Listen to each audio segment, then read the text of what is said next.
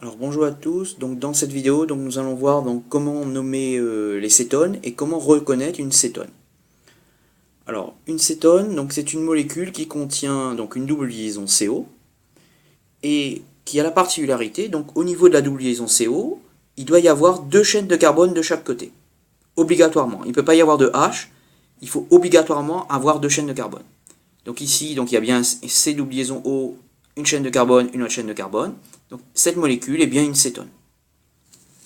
Autre molécule ici, donc cette molécule que j'ai représentée ici, a bien une double liaison CO, a bien une chaîne de carbone d'un côté, mais de l'autre côté, elle a un H. Donc le fait qu'elle ait un H, ce n'est pas une cétone, mais c'est un aldéhyde. Donc cette molécule-là n'est pas une cétone.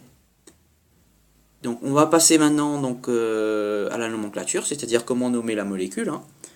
Donc c'est le même principe que pour toutes les autres molécules. Donc on commence par chercher la chaîne la plus longue. Donc ici, la chaîne la plus longue, il n'y a qu'une seule chaîne, elle comporte 3, 4, 5 carbones. Ensuite, on numérote de telle manière que ce qui nous permet de dire que c'est une cétone est le numéro le plus petit possible. Donc deux choix possibles, donc on numérote soit dans ce sens-là, donc ça fera 1, 2 pour le numéro pour ici, et si on numérote dans l'autre sens, il portera le numéro 4. Donc le plus simple est de numéroter dans ce sens-là, de manière à avoir le numéro le plus petit. Donc je mets 1, 2, 3, 4, 5. Donc j'ai numéroté j'ai numéroté la chaîne.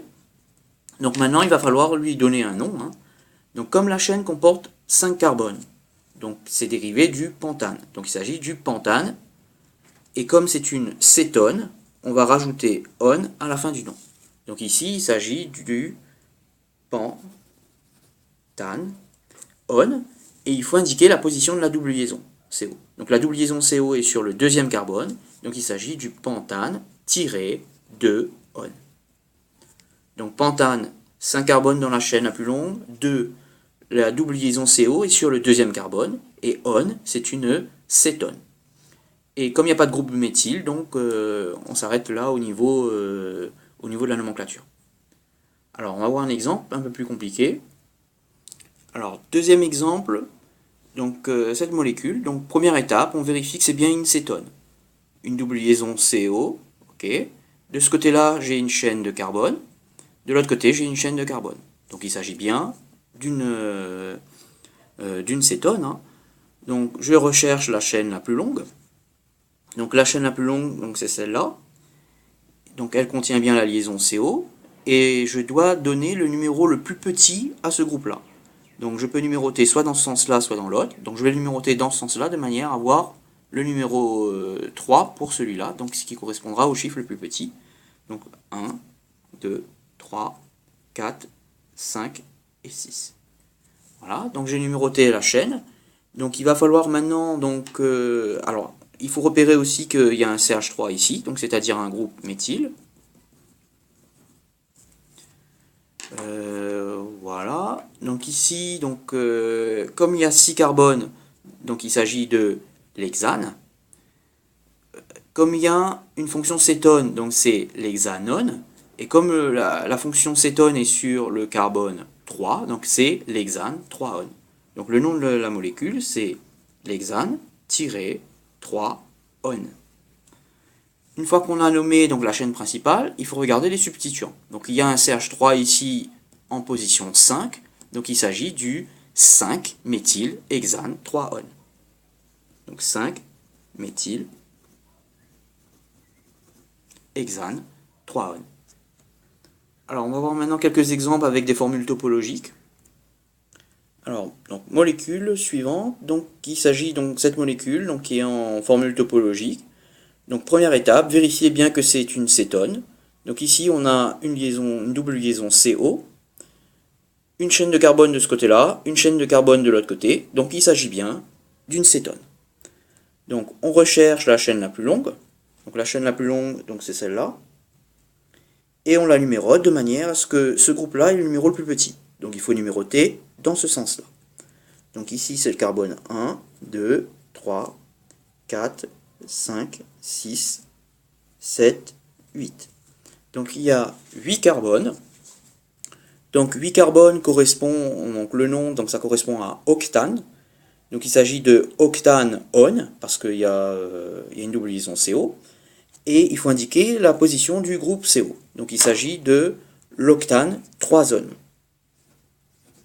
Octane-3 on. Donc octane parce qu'il y a 8 carbones dans la chaîne principale, enfin dans la chaîne la plus longue, et 3 on parce que la double liaison CO est sur le deuxième carbone. Il faut maintenant indiquer la position des groupes méthyl. Donc il y a ici un groupe méthyle, donc il y a un CH3 ici, il y a un autre CH3 ici. Donc il y a deux groupes méthyl. Donc il s'agit du 2,4-diméthyl octane 3-on. Donc 2,4-diméthyl octane 3-on. Donc on a indiqué la position des deux groupes CH3. Alors, un dernier exemple.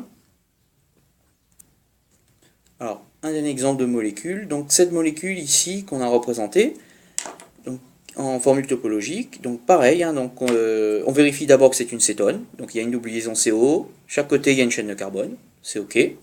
On recherche la chaîne la plus longue, bon là c'est pas très compliqué, il y a une seule chaîne. Donc je numérote dans le sens où le numéro est le plus petit pour le groupe CO, donc 1, 2, 3, 4. Alors ici, donc, comme il y a 4 carbones, il s'agit du butane. Comme c'est une cétone, donc on doit rajouter butanone, et on doit en principe écrire butane 2-on. Mais on voit que si le groupe CO ne peut pas être en position 1, parce que sinon ça ne serait pas une cétone, ça serait un aldéhyde. Donc ici, la seule position possible pour le groupe CO, c'est la position 2, et si c'était cette position, s'il était en position 3, en fait, ça correspondrait à une position 2 parce que la molécule par rotation est la même. Donc ici, donc cette molécule, donc on l'appelle la butane, donc la butanone, et non pas la butane 2-on, parce que butane 3-on et butane 2-on, c'est la même chose, et butane 1-on et butane 4-on ne peuvent pas exister parce que ce ne sont pas des cétones, mais ce sont des aldéhydes. Donc ici, comme le chiffre est inutile, on ne met pas le chiffre après le butane, entre le butane et le on. Voilà. Donc, alors, peut-être un dernier exemple. Donc, l'acétone, par exemple. Donc CH3, CO, 3. Donc ici, donc c'est un exemple. Donc il y a 3 carbones. Donc pareil, je numérote la chaîne. Donc peu importe le sens de numérotation. Donc 1, 2, 3. Donc j'ai 3 carbones. Donc il s'agit de propane. Donc en théorie, on devrait appeler donc le propane-2-zone. Mais comme le CO, il ne peut pas être sur le carbone 1 parce que ça donnerait un aldéhyde, ni sur le carbone 3, pareil, parce que ça serait un aldéhyde, ça serait le même aldéhyde. Donc il n'y a qu'une seule position possible pour le CO, donc c'est inutile d'indiquer la position 2. Et donc on appelle cette molécule-là tout simplement la propanone.